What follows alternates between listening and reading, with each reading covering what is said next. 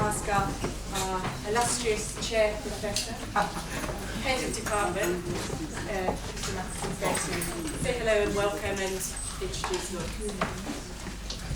Okay. So, sunny morning greetings, materially sunny. It's wonderful to have this morning. Those of you who are visiting us are distinguished, well-loved visitors from Georgetown University, Professors Heidi Burns and Lourdes Ortega. I think you've been with us a few days, so you see what the weather can be like. So today is it's a good omen for a wonderful day of language and education symposium. Now, this is number 4 in a series, and we started this in 2009. Gail's been the engine behind these all along, but they've always been a collective enterprise. When we had the first one, the key participant was Michael Halliday, but all along we've had both international presence. Well, at that time he belonged to us as a distinguished visiting chair professor, but a wonderful combination of international participation, regional participation and local participation, and also a wonderful combination of sort of academics, universities, teachers and colleagues from the EB. So I think this has been part of what has really fueled the discussion and made this symposium something at least I have been looking forward to every time. But also I think been very important in keeping the dialogue, the discussion going between the symposia. And in fact, a lot always happens. We have various projects, new ideas, initiatives flowing out of the symposia. So I'm very, very happy to have had the opportunity to witness this, being myself sort of on the periphery, kind of more like a resource person in the area of language and education, linguistics, so on. And I'm convinced that today's symposium will have a very similar effect. We are, of course, very excited, as I said, to have our wonderful visitors from Georgetown University, and we also see this as an opportunity to forge links. We've had an ongoing discussion, informal discussion, joint events, conferences and so on for a number of years, but we hope that we can sort of expand widen the channel of interaction, but also think of ways of exploring new opportunities and so on. So we're very, very excited. Now, so I'd like to close and just wish you a very warm welcome, a wonderful day. I'm sure that we will have a great day. If you know, just in terms of logistics, in this old Senate room, and I'm very happy that we actually have a view. Often we have no view, right? So hopefully this will continue. You're always very welcome to participate, and there is a little gadget there that will allow you to do this with amplification. So we'll have a wonderful day together, and I'm very grateful to you for coming, for participating. And now I'll switch gears and introduce our first distinguished plenary keynote speaker, Professor Lourdes Ortega from Georgetown University in Washington, D.C. Now, we're very, very lucky to have you here. It's your first visit to PolyU and also to Hong Kong. So I mention this because collectively, with our collective brain enabled by language, collectively we'll have various tips and hints of sort of this is the one thing in Hong Kong you can't miss. Could you please make sure that you mention as many things as possible that you couldn't possibly cover in a week? And there is a hidden agenda here.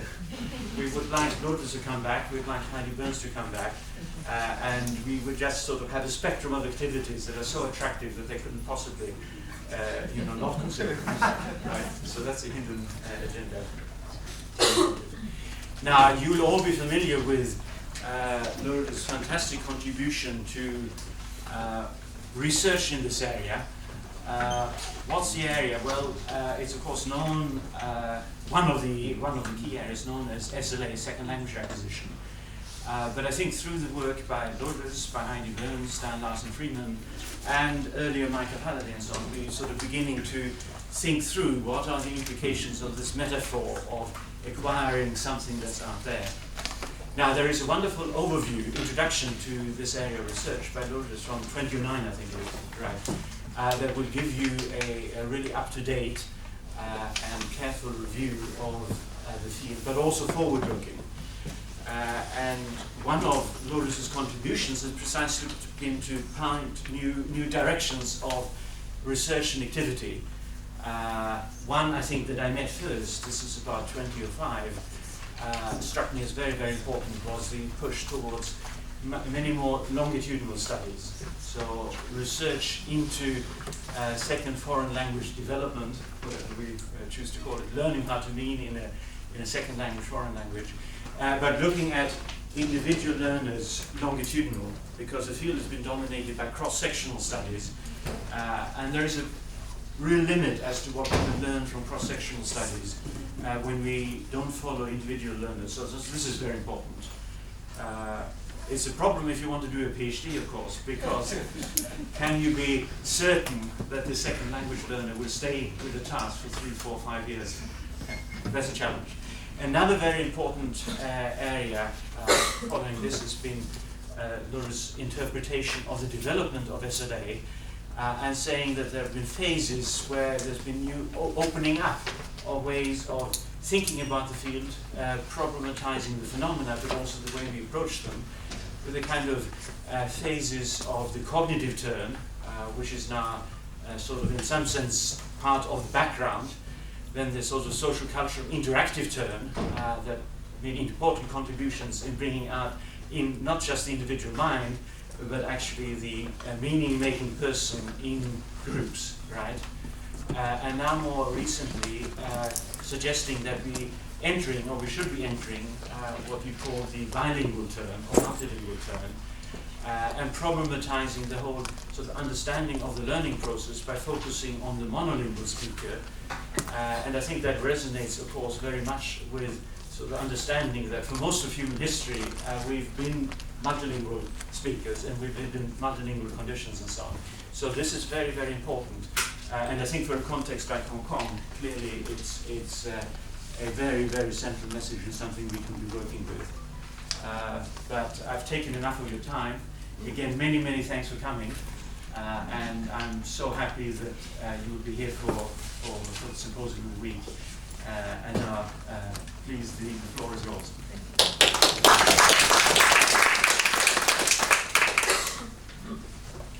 Thank you very much, Christian, for that very thorough, very long, very, very generous introduction.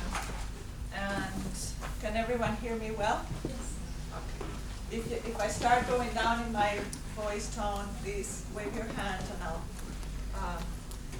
go up in the volume again. And also, what was I going to ask? Oh, who's going to keep my time? I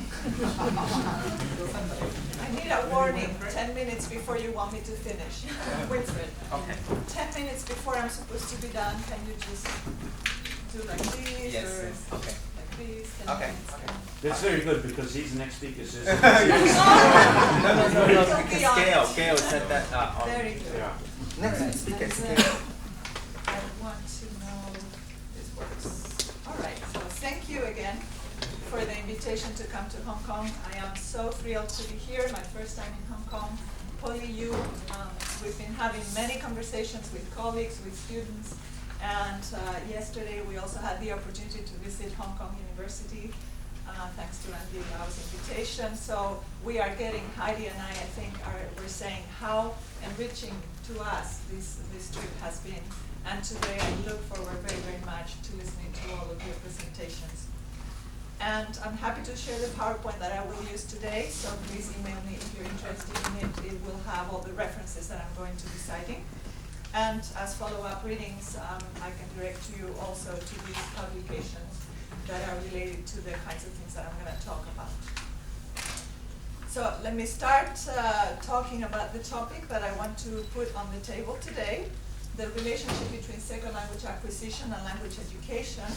And I want to problematize the metaphor of application that we typically use and think that perhaps we need to move into a metaphor of relevance. So Simon Borg, who many of you know, has done a lot of research on language teachers' research engagement, he calls it. And he distinguishes between engagement in research, in teacher research, so when teachers engage in research by doing it, and engagement with research when they engage in research by reading and using it. Often there's a technical approach that we see in the literature towards this topic. It's sort of like a worry about offering tools for doing research by teachers or for reading research by teachers in a better way. And so there are also some technical solutions offered for researchers, asking them to develop strategies for dissemination and translation of their research so that it becomes more useful to teachers. My focus today is with teachers' engagement with research, so I will not consider ways in which teachers can engage research by doing it.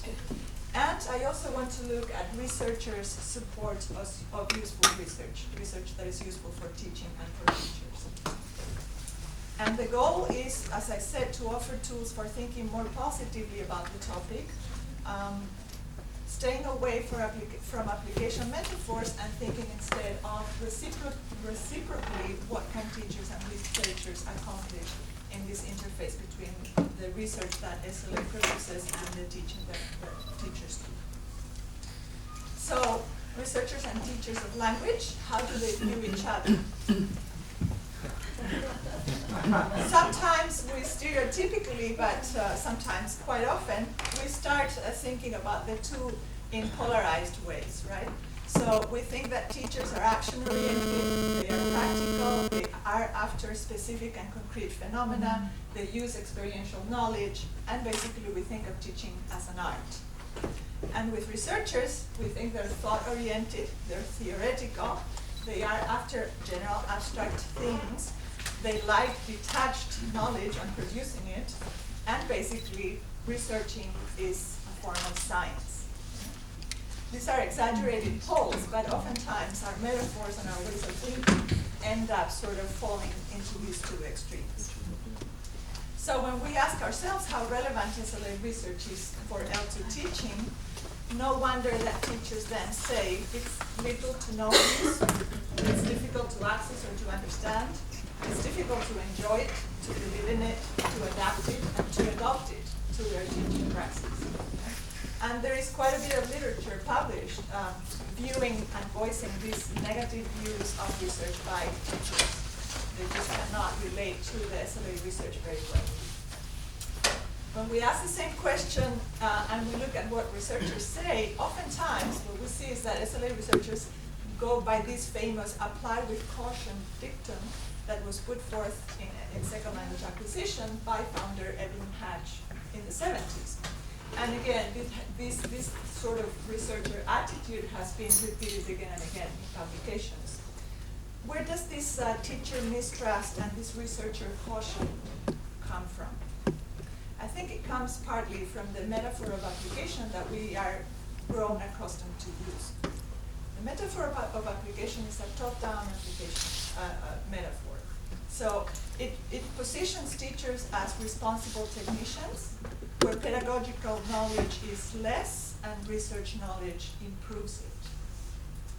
And the researcher is positioned as a well-intended but cautious expert. It is good if research has some social value, so we need to make it reach teachers through translation efforts. But at the same time, these researchers are worried that too much attention to application may harm their research programs, and that faking application value into research may be dishonest sometimes.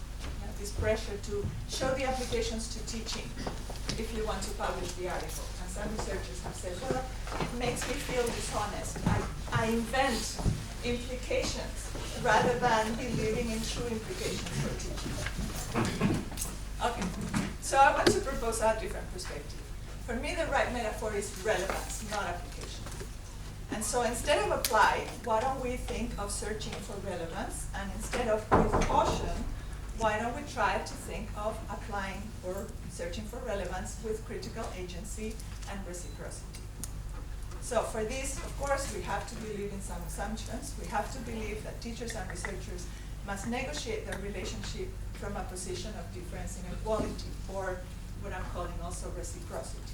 Teachers and researchers may be different in what their goals and their activities, but that difference doesn't mean superiority of one or the other. And teachers, we need to believe that teachers are agentive and deliberative, and that they have good judgment to critically appraise the relevance of research. So what I'm going to do then for the rest of the talk is show cases where I think the research can sharpen teaching, other cases where the research can invigorate teachers, and other cases where the research falls short of really being relevant, at least yet. And so I'll use motivation, aptitude, and error correction as the examples for each case. And overall, my message is, instead of struggling over application, let's have teachers and researchers together search for relevance with critical agency, with reciprocity. Okay, so let's look at motivation as a case where the research, I think, can sharpen the teacher's knowledge and what they do and what they know best. Motivation.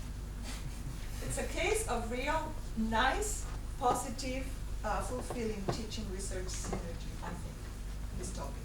So teachers attend to and know best how to motivate their students, and researchers know it and acknowledge it in their research. So for example, beginning in the 2008 with this study by Yudoto and Dorne in Korea, we have beginning to have real evidence that teachers' motivational behaviors are tremendously important and have a great direct consequence on students' motivational behavior. So these were a study done in South Korea, high schools, no special training for teachers to be particularly motivating, and as you know, a very difficult context for teaching EFL, Korea high school EFL.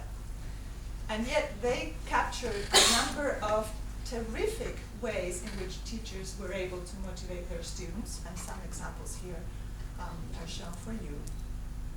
This is typical EFL teaching high school in Korea, right? And yet these behaviors were fantastic for motivating the students, and furthermore, the researchers captured an association that was strong, that was important empirically, between these behaviors and then the kinds of high motivation that the students were able to show. And more recently this year, there was another article published by Moskovsky et al. In Saudi Arabia. What they did is train teachers to be highly motivational in their behavior in class. So teach them 10 pre-selected motivational strategies over 8 weeks, then observing them, and then capturing whether the students were really changing in their motivation as well.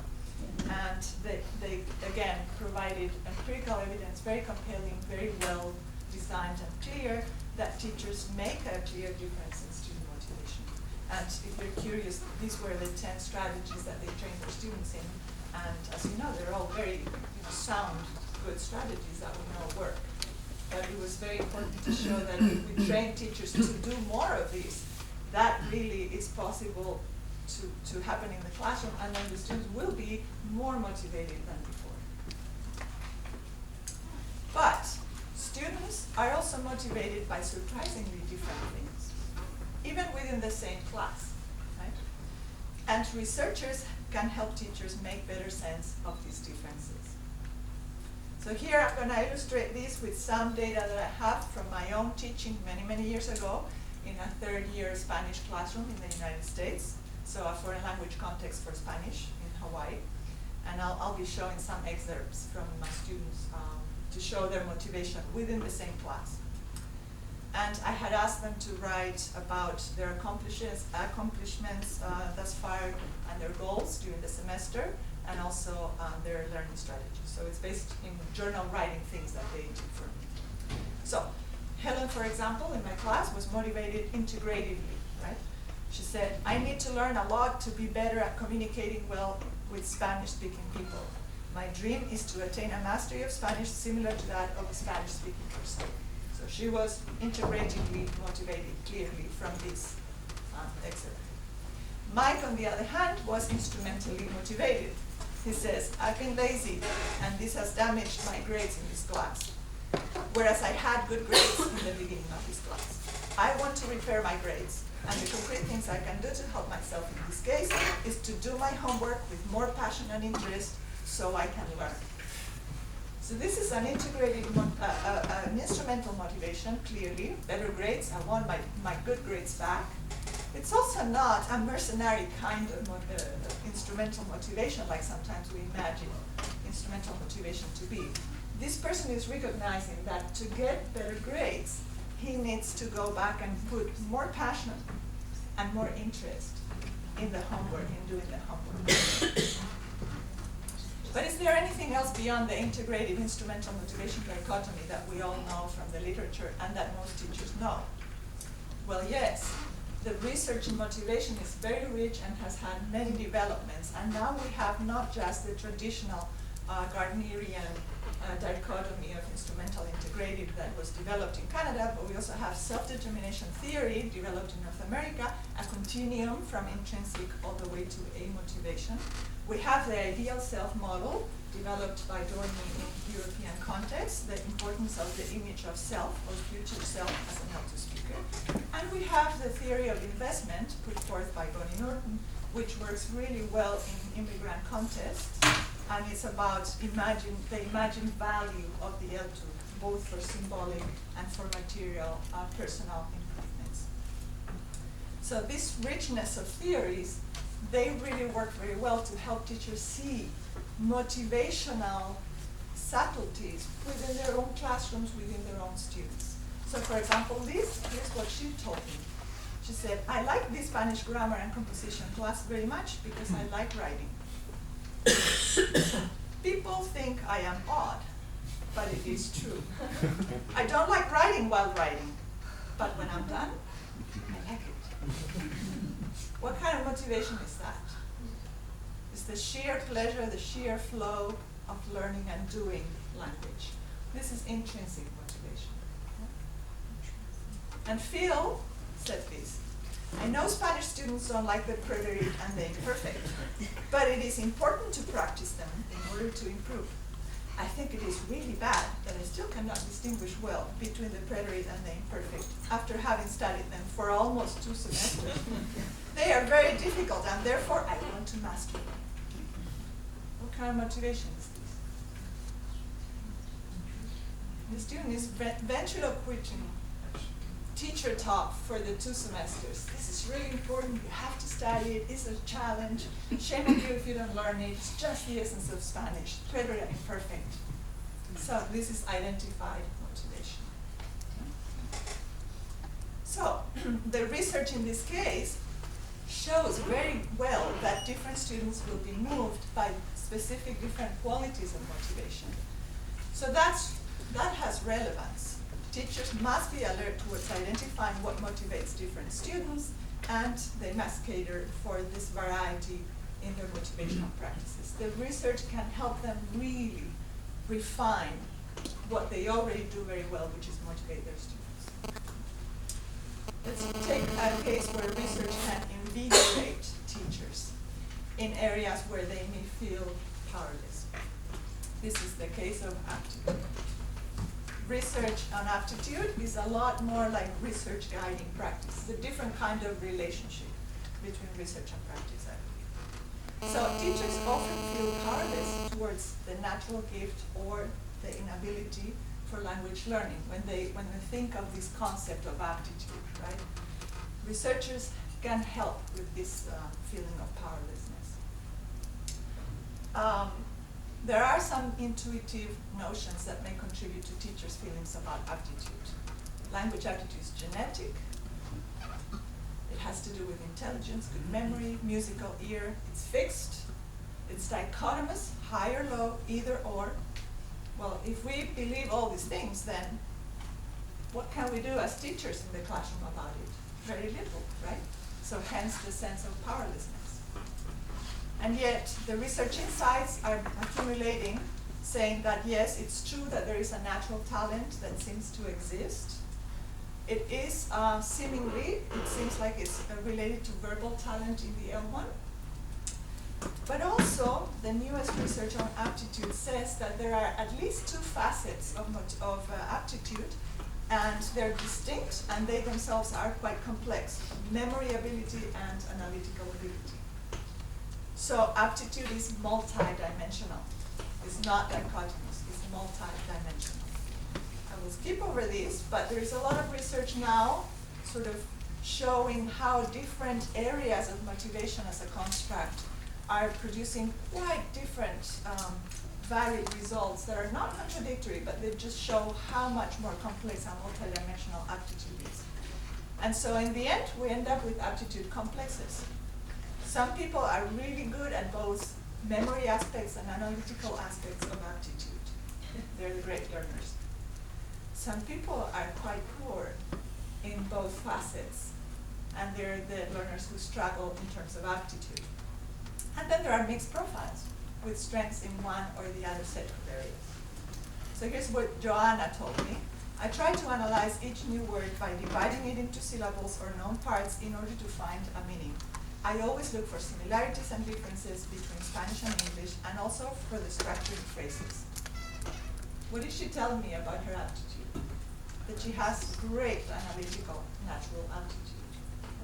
Brad, on the other hand, said, I can easily remember the vocabulary and retain it, but with grammar and when to use certain verbs, I have a really, really difficult time remembering when to use la que, and if I need to use a or les when I write. He's telling me he has great memory aptitude naturally, but he struggles with analytical types of aptitude. So once we know that aptitude is not a binary or dichotomous issue, but is a multidimensional phenomenon, then we have room for action in our classrooms as teachers. And so I will skip this because otherwise I know that Winfried is going to call me You still to. have time? Yeah. You still have I'm time. going to skip it. But there are a number of pedagogical measures that one can actually consciously try to apply in the classroom once we know what kinds of profiles, very intuitively, holistically, but learners can tell us where they struggle and where they're not with their memory and analytical abilities. And then we can do pedagogy in ways that tries to meet these differences within our learners. So, for example, when learners don't have very strong particular individuals in our classrooms with not so strong memory or analytical aptitude, they're the ones who have sort of like the lowest levels of natural aptitude as we see it, right? Well, we need to understand their goals as learners and help them evaluate goals and achievements realistically, because they're going to need a lot more work to get where they want to get, but also inspiringly, because we shouldn't tell them, oh, you're not good at aptitude, therefore you will never succeed. We need to prepare them for more time, more work to achieve their goals. Right? And, of course, in such cases, motivation is crucial. To address motivation, to keep them motivated is even more crucial than in other cases where aptitude is already giving them an edge. And also we can appraise them and we can assess them considering their personal effort, not always comparing them to others. What about the ones who are the best learners, the ones with everything good, top aptitude in all areas? Do they need anything from us teachers? Nothing, right? They can do it on their own. Well, if we don't provide with sufficiently challenging instruction, they may get demotivated and uninterested. So even for those cases, we still need to think about aptitude, and we still need to think about what to do pedagogically for them. So research tells us that aptitude is not monolithic, dichotomous, high, low, yes, no, but it's a multidimensional phenomenon, and that has relevance for teaching, because teachers can diversify pedagogy to cater to students with different combinations of strengths and weaknesses.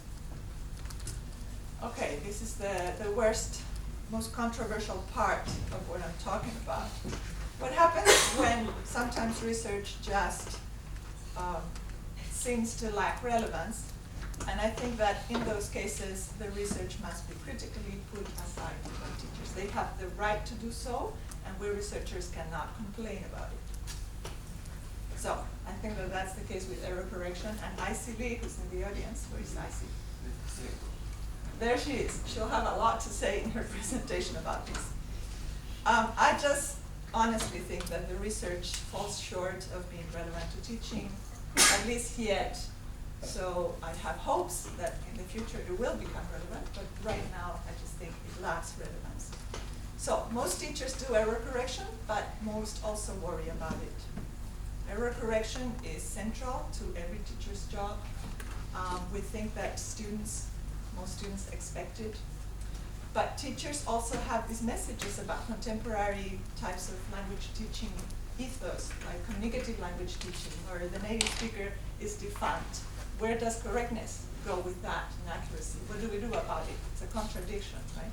We also worry about motivational time for correction. And many teachers I talk to constantly ask themselves, am I overdoing it? Am I underdoing it? Am I doing it right? And also, does it really work? And how would I know? Much research effort goes into error correction, but there are no firm answers out of that research. So, what's the research evidence on the effectiveness of error correction? We've produced many arguments for pessimism, or at least for skepticism. It doesn't really work, many researchers think. Some researchers have begun to produce actually a lot of evidence also for optimism. Yes, it does work. But I think in the end, the sum of the research so far is inconclusive about the hows, whats, and whys of error correction. And this, Rodellis gave a principle. You don't need to have any principle. You can vary your error correction all the time by learner, by circumstance, by error, by everything. That's no principle at all then. And IC has a very nice article where she notices that sometimes the findings are under-applied by teachers, so they seem to not get the what in the research. They're not heeding the what findings in the research. They're not applying selective, flexible learnability, attuned correction in their classrooms. In other areas, in the area of when teachers do it very well, they do recognize the need for immediate feedback and correction, intermediate drafts, and very fast turnaround. So they do that well.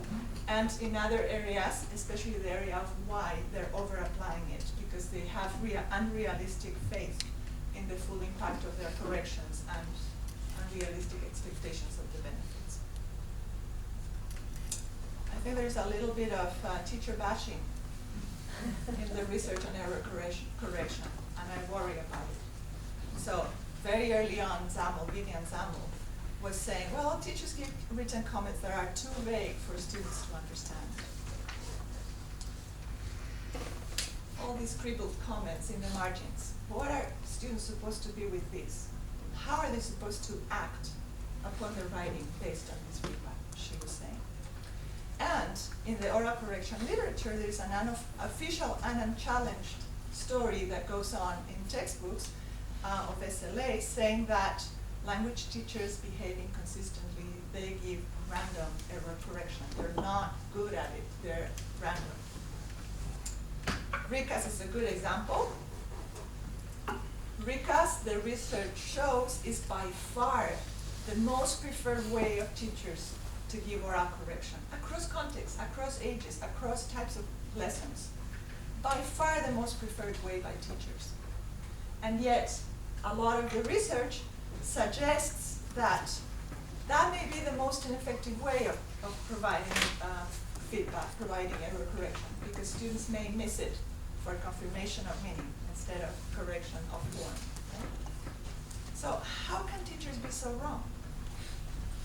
How can they do something so intuitively, overwhelmingly as preferred, and we researchers say that's probably the least beneficial to do? Is error correction a blind spot of professional practice?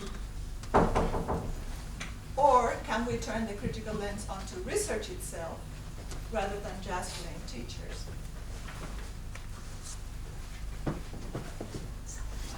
lot of research that is socially oriented on the provision of error correction in writing and very little in speaking. And it clearly shows that error correction always happens in context in classrooms, and that it's a matter of identity, agency, and affect. I'll just talk about identity, and I'll skip over the affective and the agentive aspects of error correction. Just the example of identity. This is from one of my student teachers. In her journal, she recounted an incident with a student, an ESL student. She said, once I had a student who kept saying, I came from Korea. I tried to correct her grammar by saying, if you are originally from Korea, you should use present tense when you refer to it. A classic correction of the simple past. The student said to the teacher, since I don't want to go back to Korea and identify myself with American, I'd rather say I came from Korea and wish to be an American one day.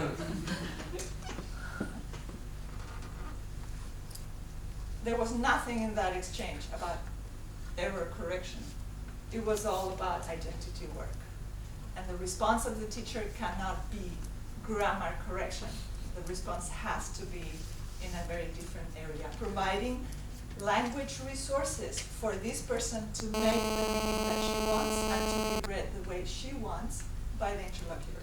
And English offers, like any other language, a range of options for doing that. So it just happens that this particular choice that she made probably won't be read the way she wants by interlocutors. So it's very important for us to give other resources that she can use to be read and to mean like she wants.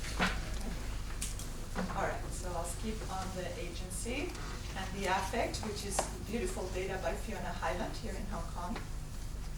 I think that at least she should admire me some points. Yes.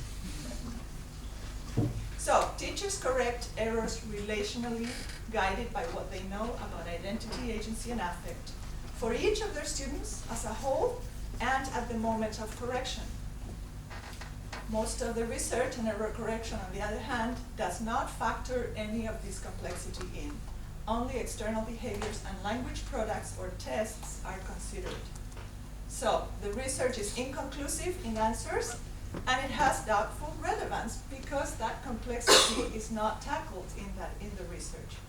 And that's where I think critical mistrust must be applied. Teachers must put aside the research, and however interesting as research it may be, and relevance is just not demonstrated yet, so they have the right to do so.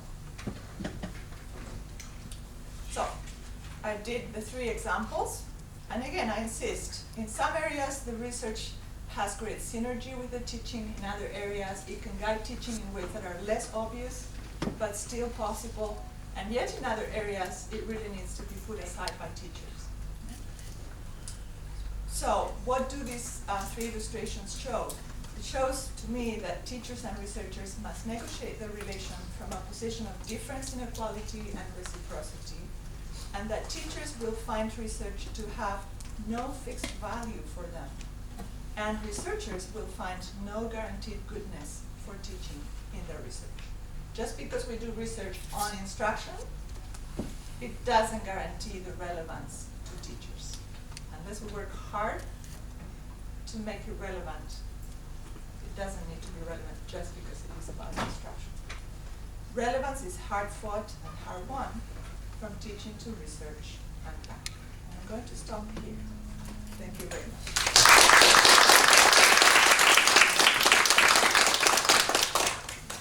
Wilfred, you never told me 10 minutes ahead. Because you just spent 30 minutes to finish your talk. So you still have 50 minutes for questions and answers.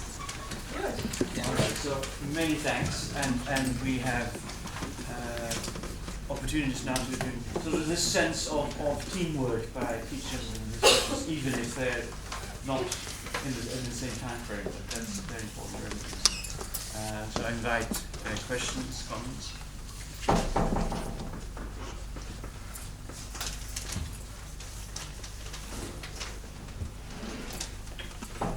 Could I start maybe with Oh no, sorry, Winfried, you have one? Yeah, thank you for your talk, because I was high school teacher before, and now I'm a researcher now, so I know the role of being a teacher and researcher in the two fields. So, and I found that what you mentioned in these three examples, like aptitude, motivation, and the other one is error correction. So I think ideally is very beautiful and is very important for teachers and researchers to have this kind of conversation.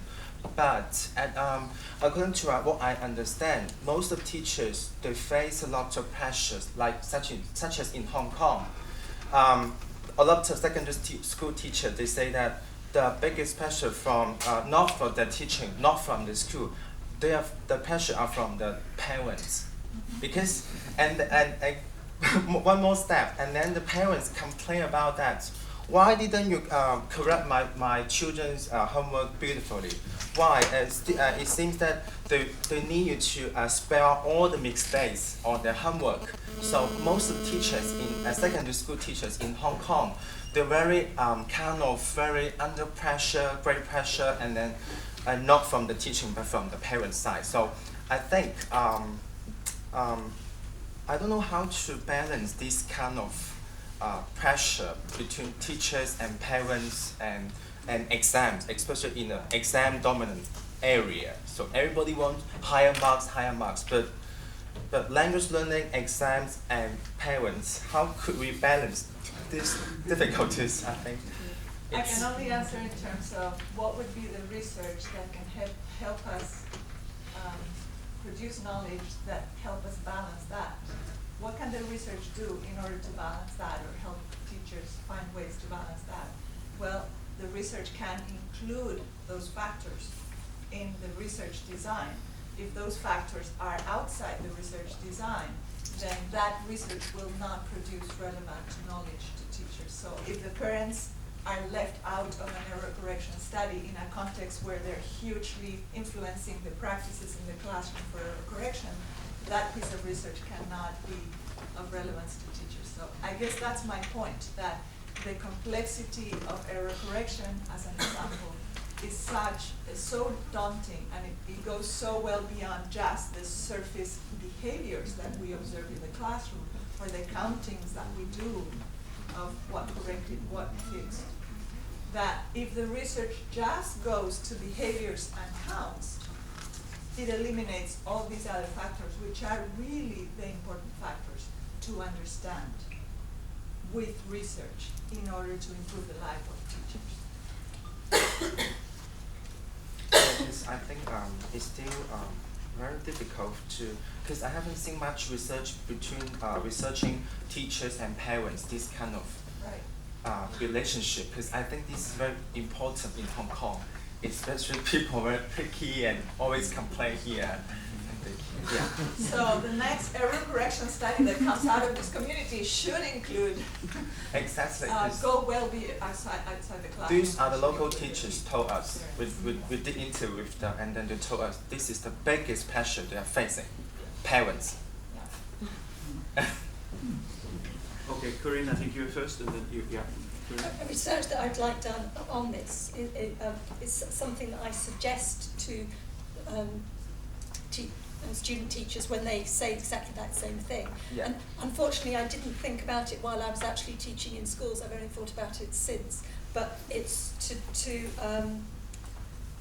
do a pencil marking for the parents, and do a pen marking for the students. So that you take it home, you say, look, it's properly marked, yes. And then you rub everything out. And then that bit's for you. So I'd like somebody to investigate that.